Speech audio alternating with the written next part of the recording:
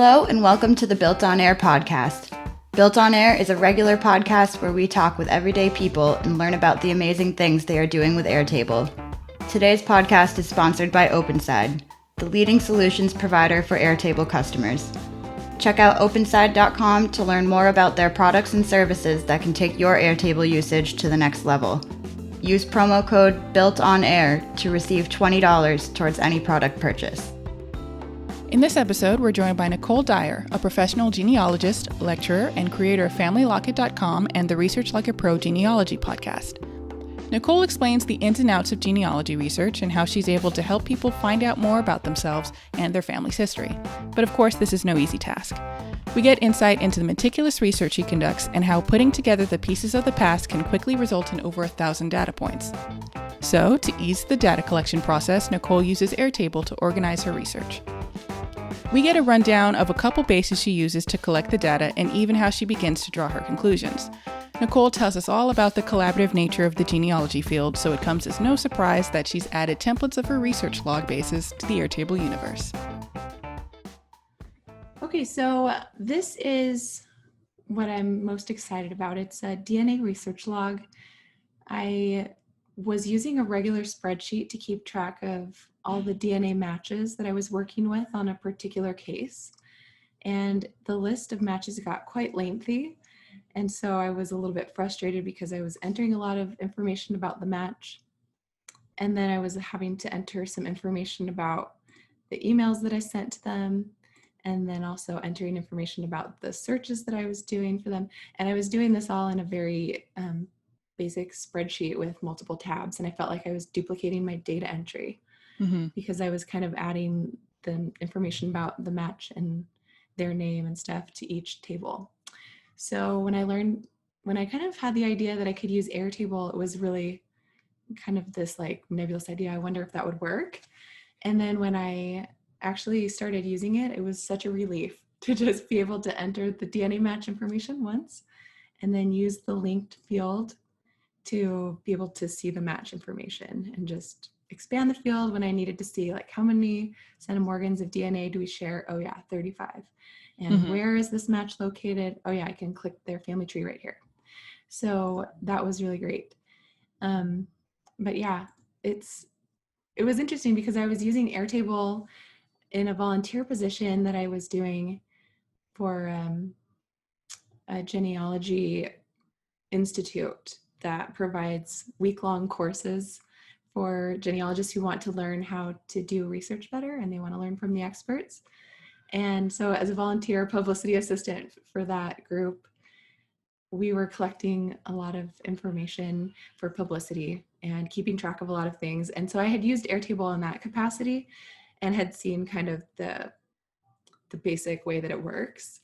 And I didn't really know anything about it. I just got thrown into this position and the person training me was like, here's what you do. You just use this and here's what it is. And I was like, oh, this is like a whole new world. I'm not familiar with database, usage really at all, except for when I go to ancestry.com and I type in a search request for a database. So it was exciting to be able to see the potential and then to make it work for me and to simplify kind of the data entry that I was doing. Makes sense to me. So you have kind of it structured with at one table to look at your interactions with the people that you're researching. So do you mind switching over to that table? Sure. So here's the correspondence log. And a lot of what I do involves contacting the DNA match and saying, looks like we're a match. It looks like we're about third cousins. And I need to know a little bit more about your ancestry so that we can find a common ancestor. So then they have to reply, and then I need to keep track of people that I've already messaged because I can send like 100 messages in one day. And I just kind of, because there, like I said, there's thousands of DNA matches, and trying to figure out how they're all related can take a while if we don't have some more information. So usually I'll just ask, if they don't have a family tree linked to their account, then I'll ask them for the names of their grandparents, and then I can trace their tree back from there. So I need to keep track, because if I send them multiple messages and they've already responded, I think that's kind of rude, like, oh, sorry, like I already contacted you. So I need to have like some record of that and their response, and then where we contacted each other. So I'll put, this is the type of contact in this field. I've customized it so I can choose what, email or Facebook or the message system within the testing company, or maybe it was a phone call or a letter. Usually it's just within Ancestry message system. So this is just kind of something that I was doing in a spreadsheet that wasn't that efficient. Now I love it because I can group all of my correspondence by which DNA match I was talking to.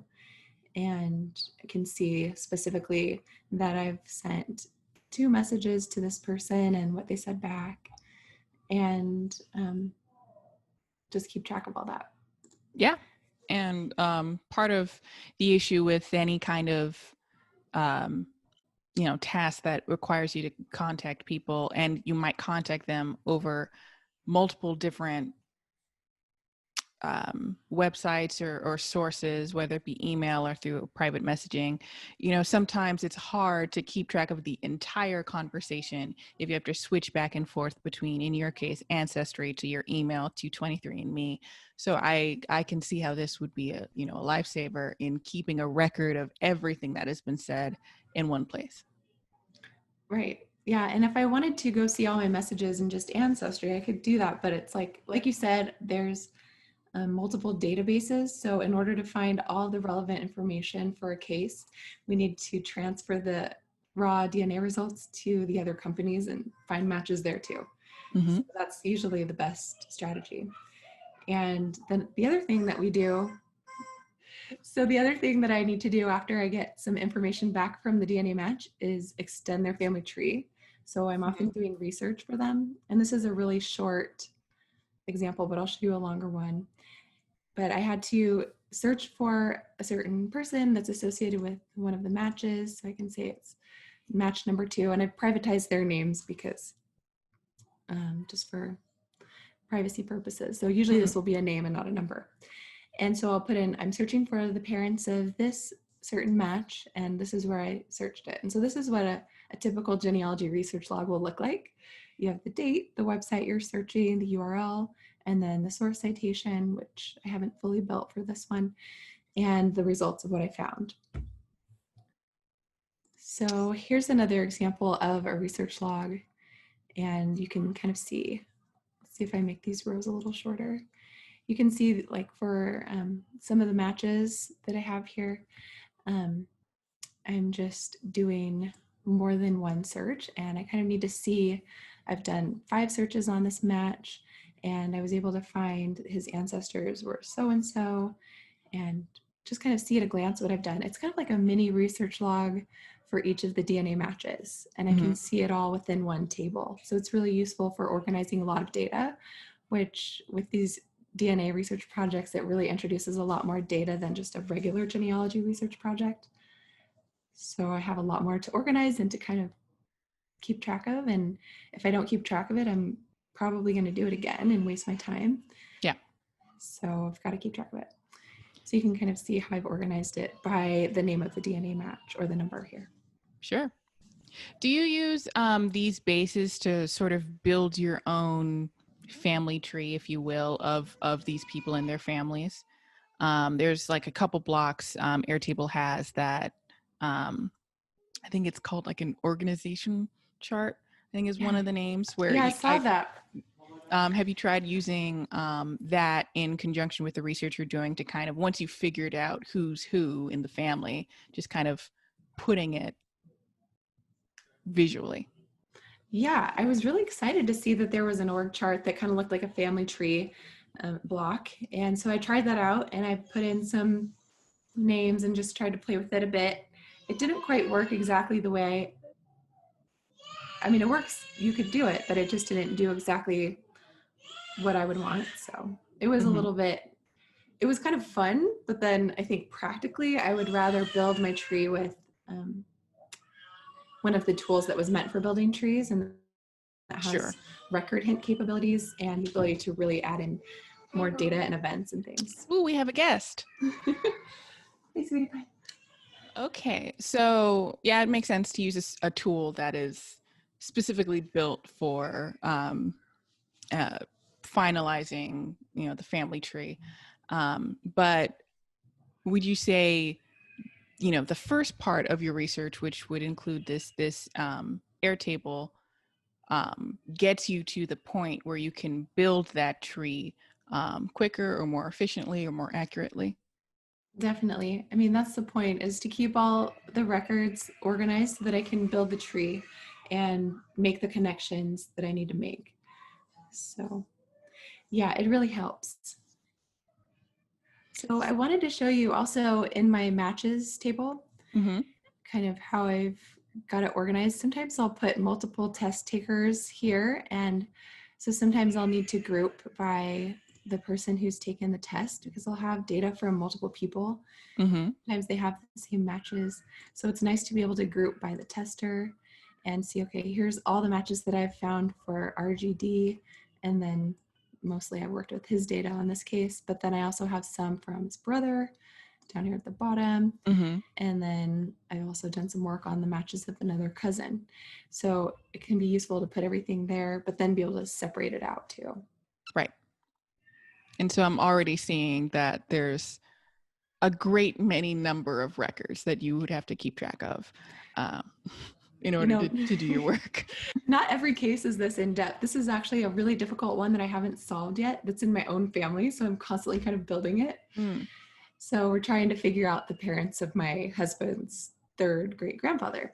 Okay. And we think that we have heard that he was an orphan.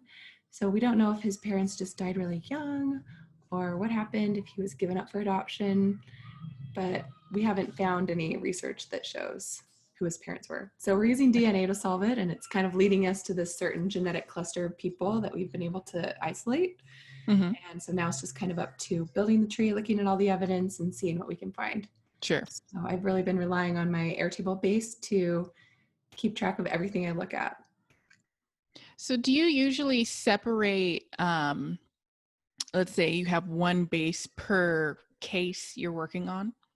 Yeah, I like to do that. And that's how I was trained as a genealogist, was to have one research log spreadsheet for every objective or project that I was doing.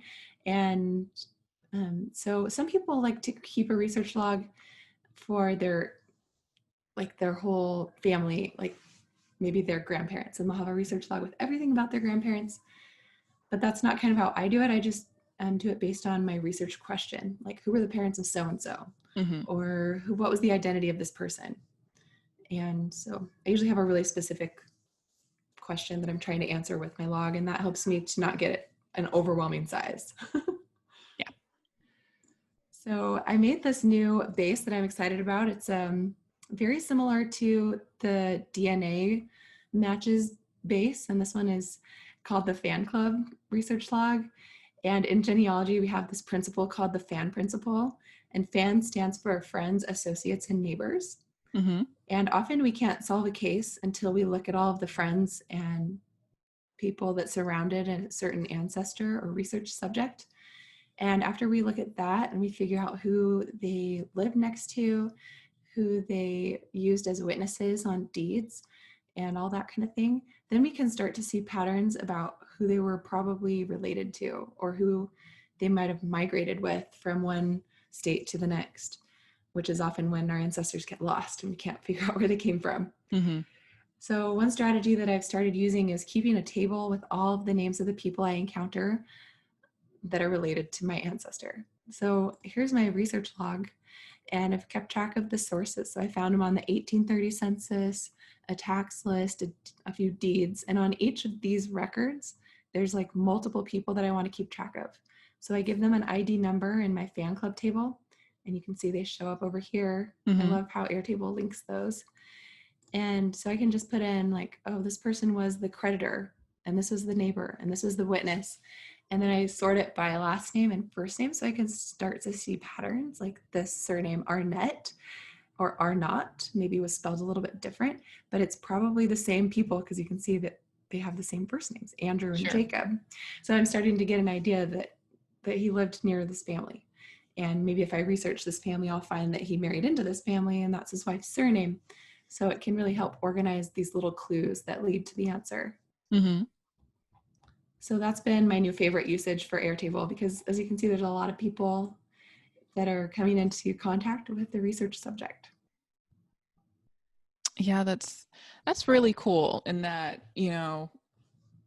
again, I keep wanting to say detective, but it really is. You have to consider sort of this extra bit of information that you could gather from, related information that you're trying to get. So even if you're not necessarily convinced that, say, McKinney was, in your family, you can use their association with your family to kind of get additional information about where they were going, where they went, how long they stayed at a certain place. So it's something I didn't even consider really in part of the research that you'd have to do.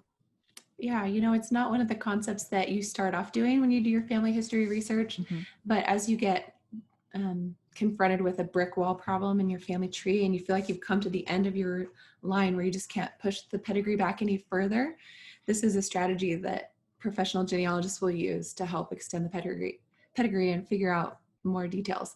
As you get further back in time, there are less paper records with our ancestors' names on them, but often those names are hidden on records that we wouldn't know to look for until we expand our focus out to the friends, associates, and neighbors.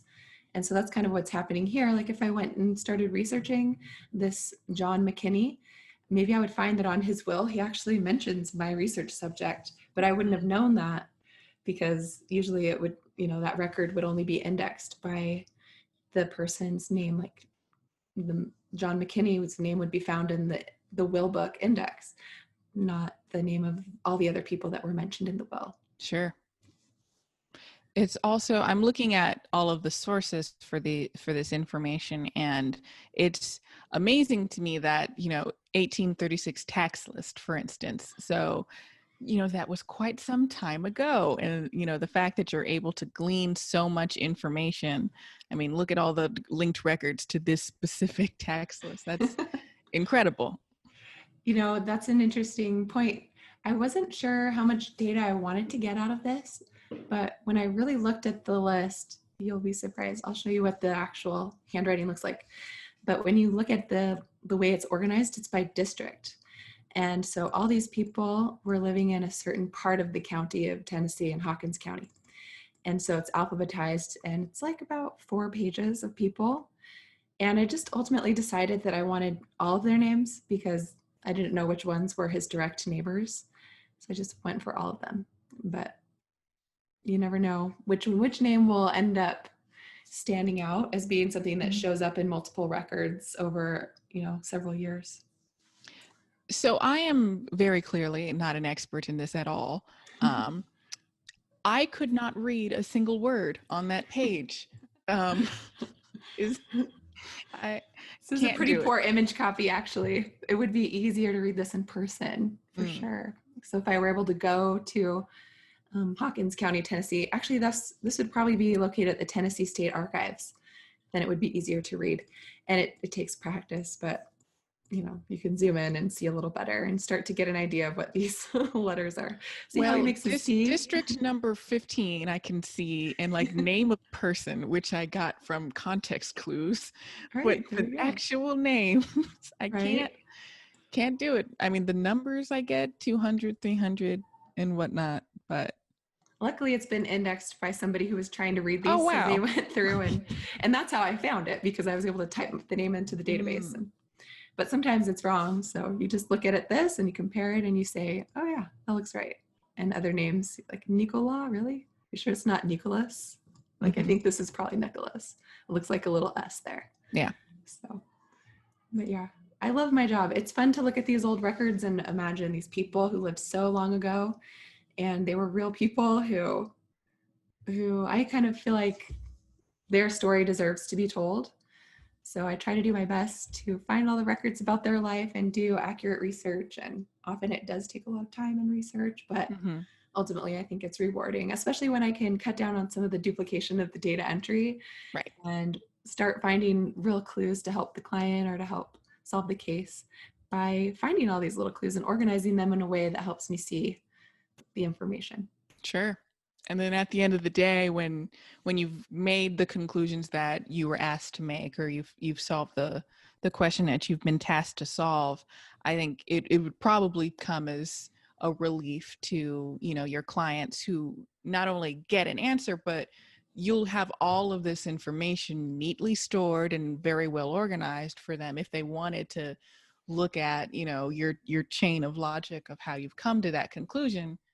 Here you go. Here's all of your research that has been, categorized, and it looks pretty, and it's, you've added citations and links directly to the resource and all of that. Yes, and there's just so many great capabilities within Airtable to be able to do that. But one of the things that I really need, I don't know if this is possible, but I need to be able to italicize things within my It's kind of possible. So we'll do it live. If you if you edit this field that you're in, because it's a long text field, or the field properties. Okay. Like customize edit. Yes. Yeah. Customize field type. Then enable rich text formatting. If you exit out of that and do that switch. Yes. Okay. Now save. Okay.